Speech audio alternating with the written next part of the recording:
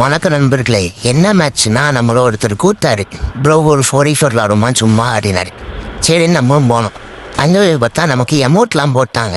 4 நம்ம தோத்துட்டோம். இருக்கிற டீம் வச்சு போனோம், போய் ஆண்டோம் தோத்துட்டோம்.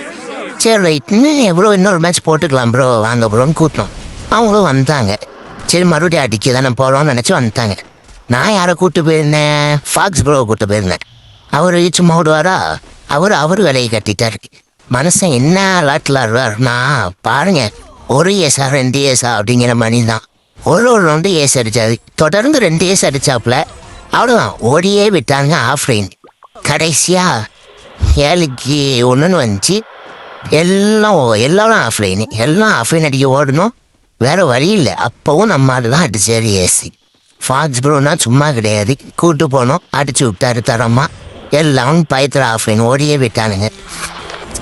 எல்லாரும் வாங்க, எல்லாருக்குமே மேட்ச் ஆடலாம். இந்த அமௌண்ட் பொருளை சோழி மட்டும் வச்சுக்காதீங்க, அவ்வளோதான் சொல்ல முடியும்.